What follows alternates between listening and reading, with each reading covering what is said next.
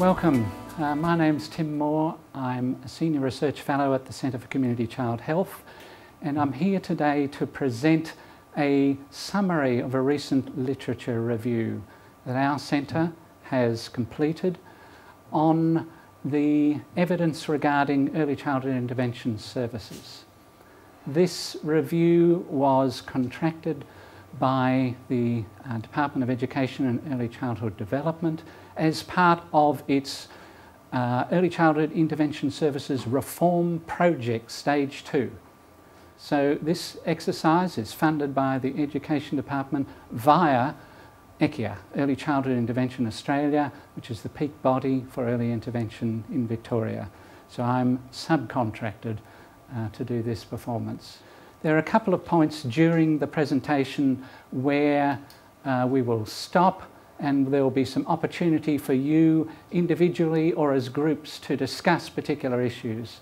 And there are a set of questions at the end that you might like to consider as well. Otherwise, we just proceed right through. So what we're going to cover is, I'm going to give you some background to the literature review itself. I'm going to talk about the social and policy context. I'm going to be talking about children with disabilities and their families and how ideas have changed, and rethinking the nature of early childhood intervention services. We're going to think a bit about outcomes-based approaches and service frameworks, what the evidence says, and then look at some challenges for the early childhood intervention system and efforts being made to reconceptualise early childhood education and care and early childhood intervention services, and then look at some implications and considerations. The scope of the review, or the scope of the services, early childhood intervention services, what are they? They support children with developmental disabilities from birth to school entry and their families.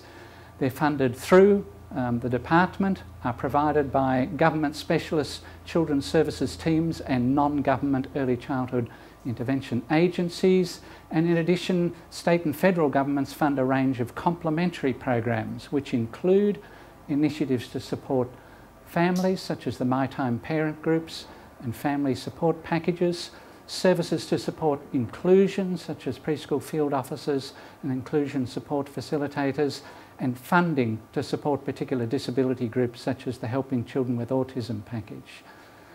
And these additional services and supports, together with the ECIS teams and agency, make up the totality of early childhood intervention provision. So the findings of the review apply just as much to these additional services as they do to the work of the ECIS teams and agencies. So it's important to think that we are broadening our perspective here to think about a wide range of supports to young children with disabilities and their families.